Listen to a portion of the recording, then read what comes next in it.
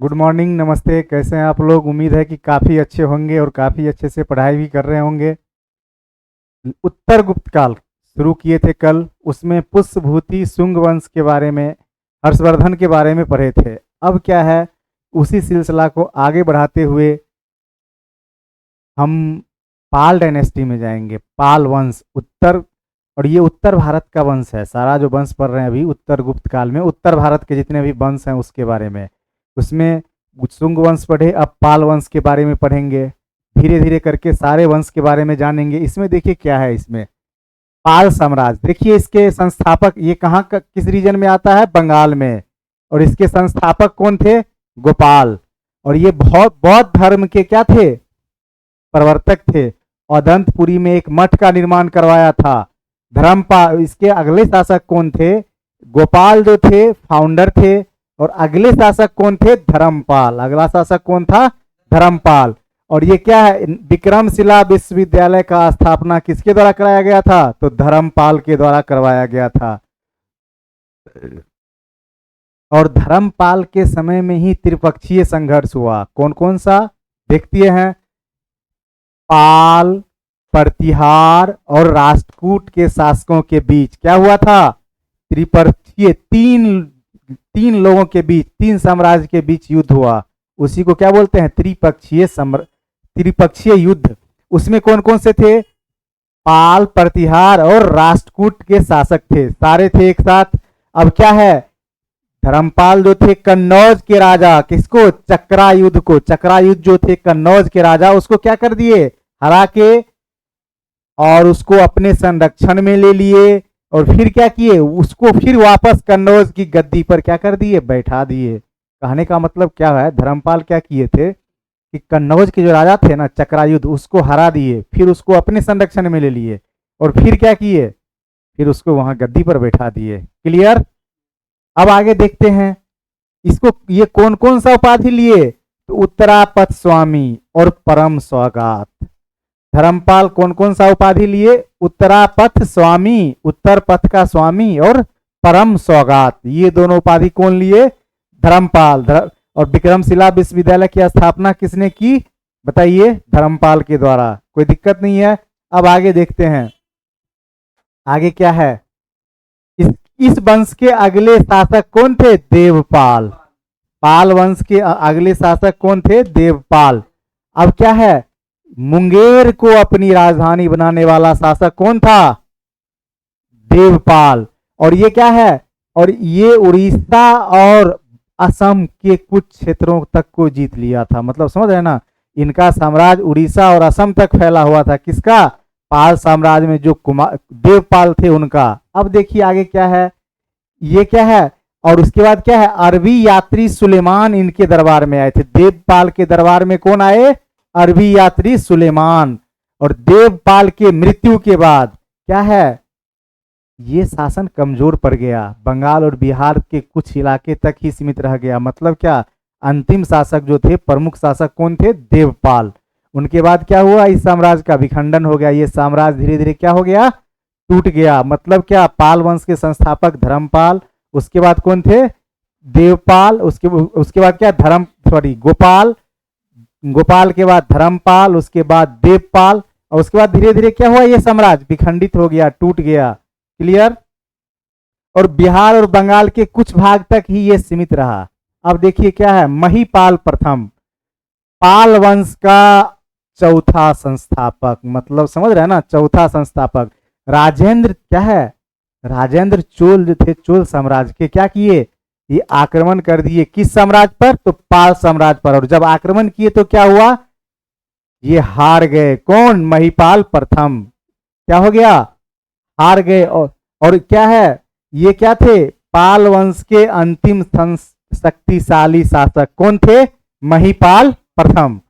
पाल वंश के अंतिम शक्तिशाली संस्थापक कौन थे? महिपाल प्रथम। अब देखते हैं आगे, आगे क्या है, बंगाल का सेन वंश। एक बार देख लीजिए आप लोग, एक बार अच्छे से देखिए तो क्या लिखा हुआ है।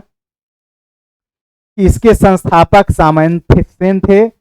इनके संस्थापक, सेन वंश के संस्थापक, बंगाल के सेन वंश के संस्थापक कौन थे? सामंत सेन।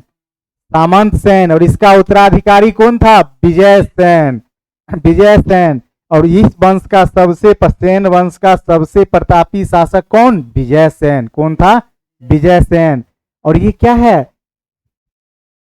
देवपारा प्रशस्ति, समझ रहे ना, प्रयाग प्रशस्ति की तरह ही एक देवपारा प्रशस्ति है, जिसको लिखा गया है कवि धोई के द्वारा। और उसमें क्या लिखा हुआ है? विजय सेन के विजयों का वर्णन। मतलब क्या? देवपारा प्रशस्ति किसके द्वारा लिखा गया? कवि धोई के द्वारा। और उसमें क्या है? विजय सेन का जो विजय अभियान है उसी का वर्णन उसमें किया गया है। अब देखिए क्या है, ये कैपिटल क्या था इसका? बीजपुरी। इसकी राजधानी कहाँ कहाँ थी? बीजपुरी और विक्रमपुर। और ये किस धर्म का फॉलोअर था? शैव धर्म का। समझ रहे हैं ना, विजय सेन किस धर्म का फॉलोअर था? शैव धर्म का। क्लियर? अब आगे देखते हैं बल्लाल सेन। बल्लाल सेन के बारे में पढ़िए, बहुत इंपॉर्टेंट है ये क्या है? विजय सेन का उत्तराधिकारी है। बल्लाल सेन क्या है? विजय सेन का उत्तराधिकारी। और बल्लाल चरित ग्रंथ से पता चलता है इसका क्या, कि इसका शासन उत्तरी बिहार तक था। समझ रहे हैं, बंगाल से लेकर उत्तरी बिहार तक किसका शासन था?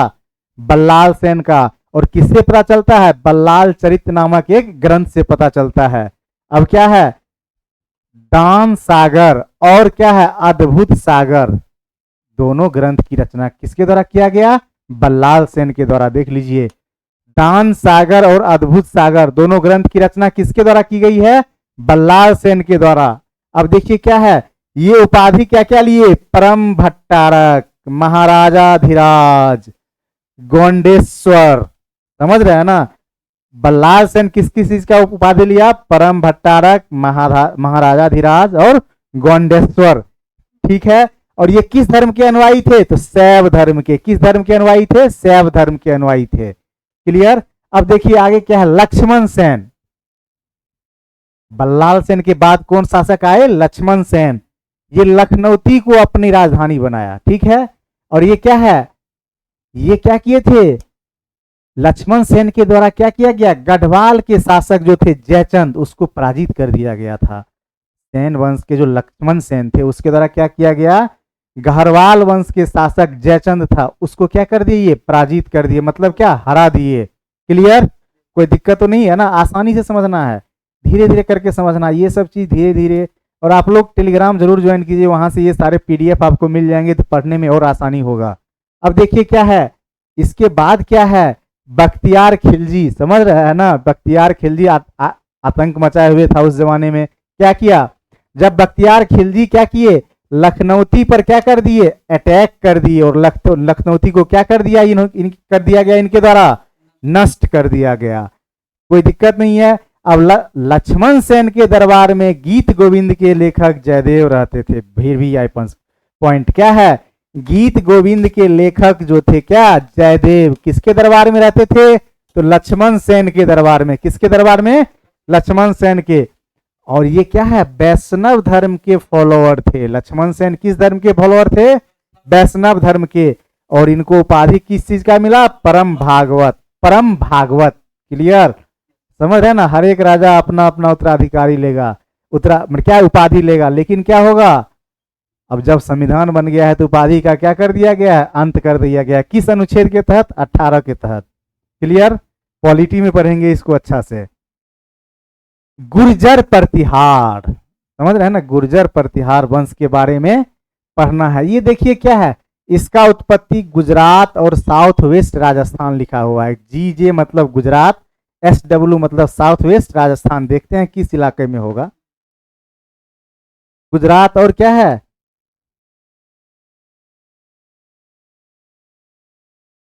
हाँ, इसमें देखते हैं मैप पे। ये देखिए, ये हुआ गुजरात का इलाका, और ये साउथ वेस्ट, समझ रहे हैं ना, इस इलाके में था। इस इलाके में क्या था? गुर्जर प्रतिहार। क्या था इस इलाके में? गुर्जर प्रतिहार। क्लियर है? कोई दिक्कत नहीं है ना। चलिए अब देखते हैं आगे क्या है इसमें। अब देखिए क्या है, इसकी जानकारी किससे मिलती है? प्रतिहारों के अभिलेख से। कहने का मतलब ये क्या है, गुर्जर प्रतिहार जो थे कहाँ थे? गुजरात और साउथ वेस्ट राजस्थान में। इसकी जानकारी कहाँ से मिलती है? प्रतिहार के द्वारा जो अभिलेख लिखा गया उसी अभिलेख में मिलती है। और ये इनको क्या माना जाता है? भगवान राम के छोटे भाई लक्ष्मण का वंशज माना जाता है। क्लियर? और क्या है? और एहोल अभिलेख, समझ रहे हैं ना? एहोल अभिलेख वीवीआई पॉइंट ये याद कर देखिएगा। एहोल अभिलेख में सर्वप्रथम गुर्जर शब्द का वर्णन मिल रहा है। एहोल जो अभिलेख है उसमें सबसे पहले किस शब्द का वर्णन मिला है? गुर्जर शब्द का। क्लियर? इस वंश के संस्थापक कौन थे? हरिश्चंद्र। वीवीआई पॉइंट मतलब गुर्जर वंश के संस्थापक कौन थे? लेकिन वास्तविक संस्थापक नागभट्ट को माना जाता है। किसको माना जाता है? नागभट्ट प्रथम को माना जाता है। क्लियर? अब देखिए नागभट्ट प्रथम ये क्या है? गुर्जर प्रतिहार वंश का वास्तविक संस्थापक। कोई दिक्कत? अब क्या है? 730 से 756 ईस्वी के बीच अरबों के द्वारा जो आक्रमण हुआ इसको किसके द्वारा विफल कर दिया गया? तो नागभट्ट प्रथम के द्वारा क्या कर दिया गया? बिल्कुल विफल कर दिया गया। क्लियर है? कोई दिक्कत नहीं आप लोग को? चलिए अब क्या है? ग्वालियर प्रशस्ति में इसको क्या बोला जाता है? मलेच्छों का नाशक। मतलब अरब से जो लोग आते थे उसका नाम क्या था? मलेक्ष बोलते थे ये लोग, और उसी को ये क्या करते थे? नाश कर देते थे। किस प्रशस्ति में लिखा हुआ है? ग्वालियर प्रशस्ति में। कि कौन करते थे? तो नागभट्ट प्रथम। क्लियर? अब देखिए आगे क्या है? अब देखिए क्या है? वत्सराज ये क्या है? एक शक्तिशाली शासक था। और ये क्या है? ये कन्नौज में जो त्रिपक्षीय संघर्ष हुआ था ना उसमें भी ये क्या किया था? भाग लिया था। क्लियर? अब देखिए आगे क्या है?